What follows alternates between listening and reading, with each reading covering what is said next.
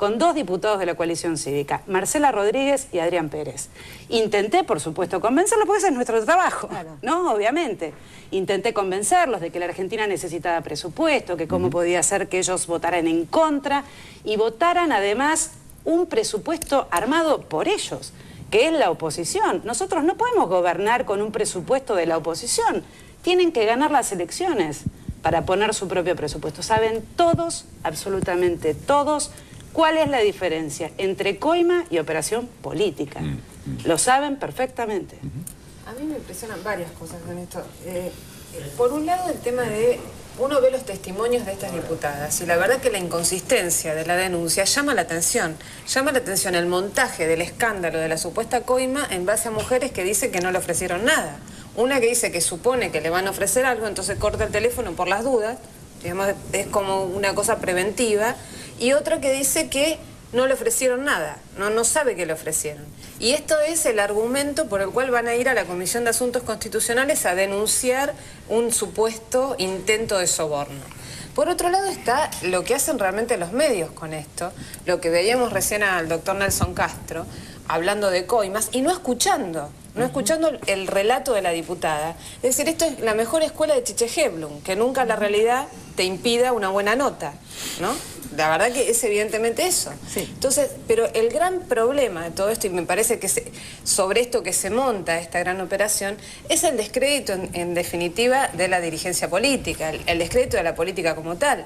Porque si no hay posibilidad de hablar con el otro, si hablar con el otro pasa a ser un escenario posible de coima, entonces no hay posibilidad de diálogo ninguno. ¿Cómo haces para hablar con alguien si te van a acusar de que no querés solamente para un lado en ese sentido, Nora, que eso es lo que me interesa. O sea, solamente son apretables los opositores, digamos. No, pero además es mentira también en eso. Hoy hay una excelente nota de Mario Weinfeld en página 12, donde recuerda episodios anteriores de cómo la oposición operó haciendo que diputados se den vuelta, concretamente en la resolución 125, cuando los oficialistas pasaban a ser opositores era porque estaban preclaros. Sí. Con el voto de Cobos nadie habló de coimas, digamos. Es uno de los votos más sospechosos que hay en la historia política. O las presiones del mismo sector de Houghton cuando se trataba el tema de matrimonio igualitario. Las barbaridades que hacían para evitar que se pudiera tratar este tema en la Cámara de Diputados. Entonces me parece que hay tal manipulación de la información que es realmente riesgosa. Lucho, aparte hay algo que llama la atención, que es un mínimo detalle, pero dijeron que te llamaron desde un teléfono oculto. Si yo te llamo un teléfono oculto es para ocultar claramente quién soy. Ahora, ¿para qué te llamo un teléfono oculto para decirte, mira, soy el secretario de...? Es una estupidez, me parece.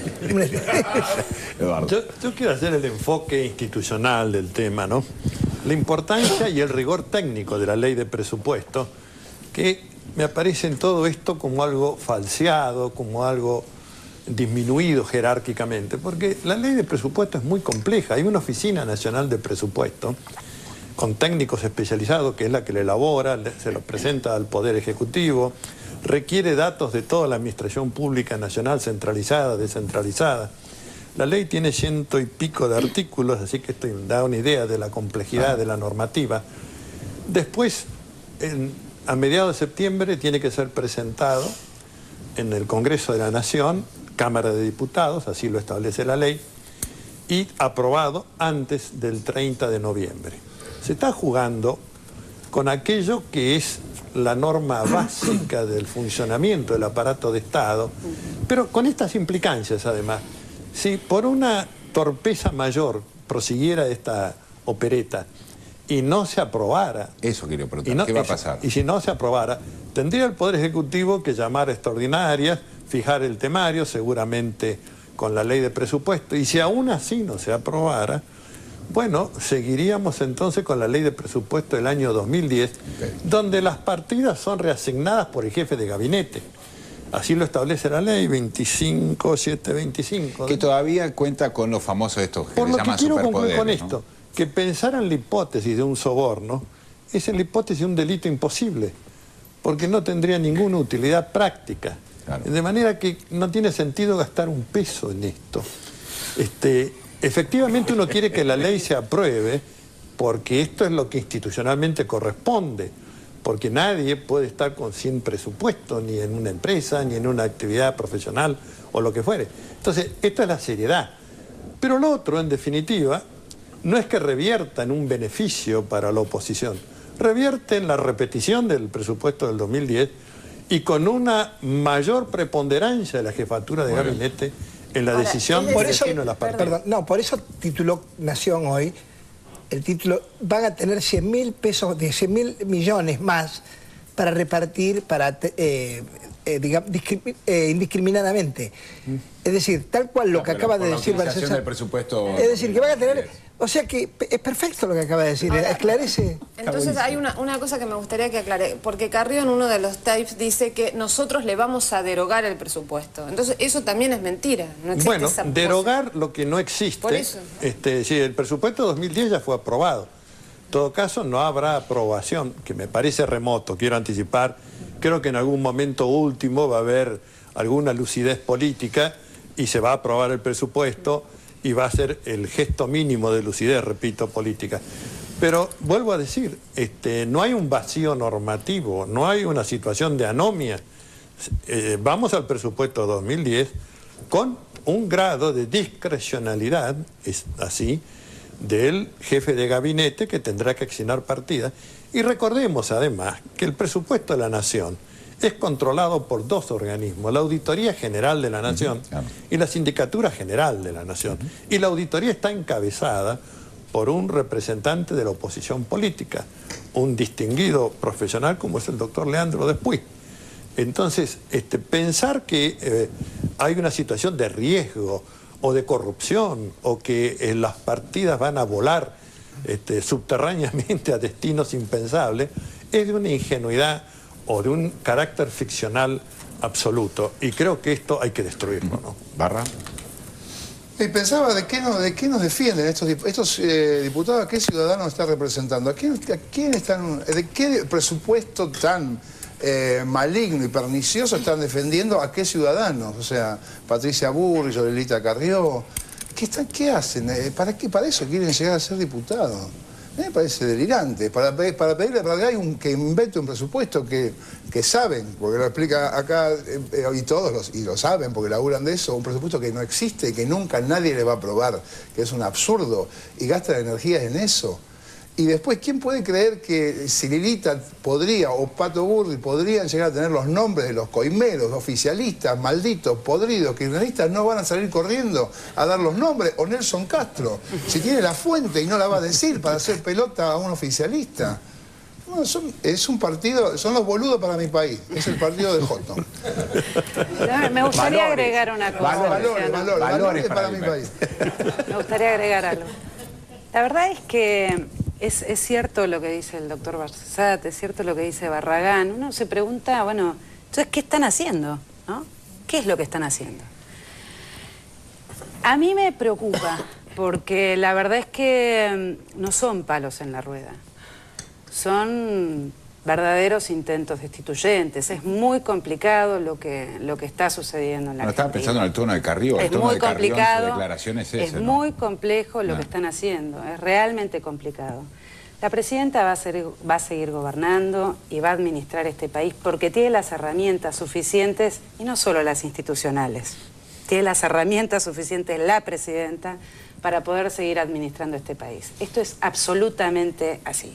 Pero es muy complejo lo que está pasando, es muy complicado lo que pasó el miércoles, porque no es solamente un palo más en la rueda. Como ustedes pasaron en el tape, Elisa Carrió ya lo viene anunciando, viene amenazando, son todas amenazas y aprietes a la presidenta, a los bloques opositores, a nosotros, a los medios, ¿no? La verdad es que es una situación. ¿Y desde qué lugar te parece que amenaza, Juliana?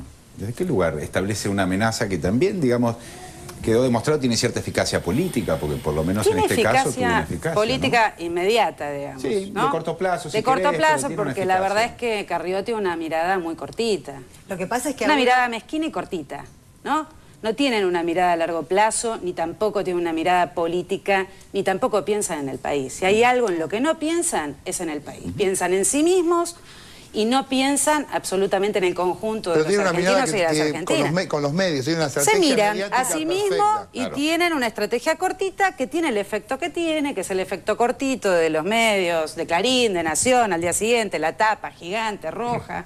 Eso lo tienen.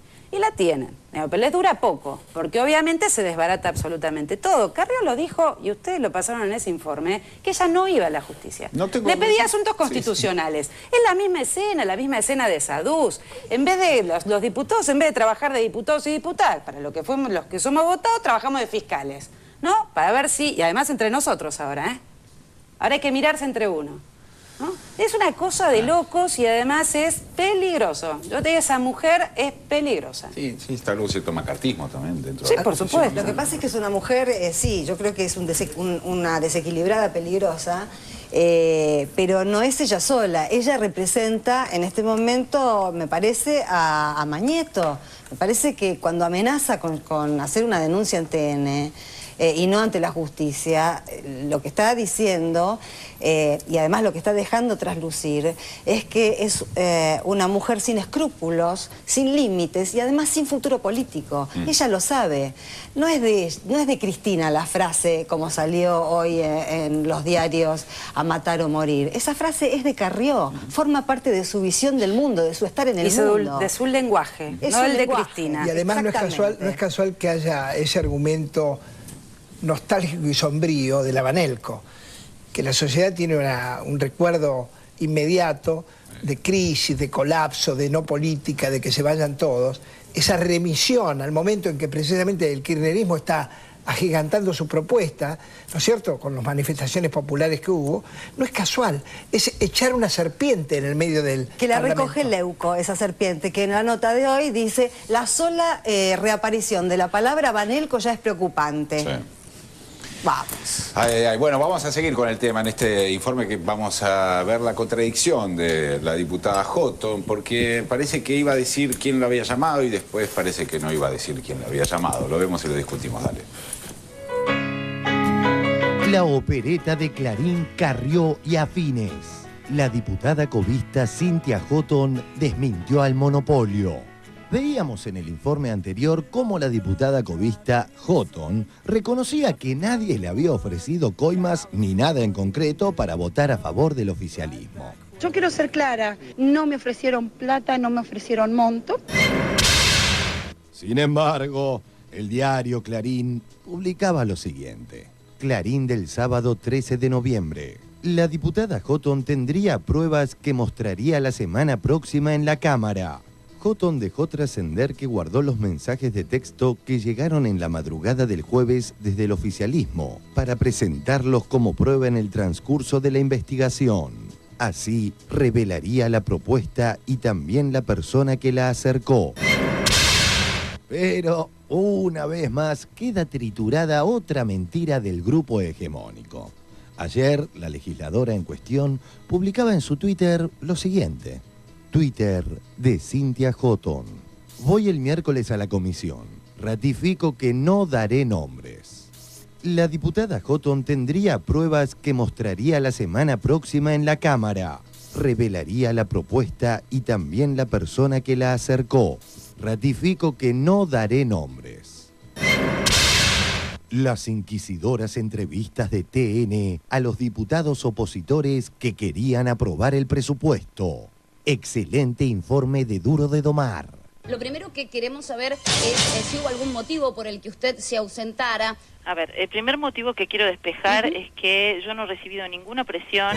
Yo y algunos de mis colegas teníamos una posición favorable a acompañar el proyecto de presupuesto del Ejecutivo. Pasó que fracasamos esta semana, tuvimos un problema en el bloque y la verdad es que llegamos al recinto sin tener una posición discutida y unificada. Por eso decidimos salir y respetar al jefe de bloque y a aquellos colegas que iban a votar en contra del presupuesto. Las personas que denuncian sin pruebas van a terminar siendo responsables de dañar profundamente la legitimidad del Congreso.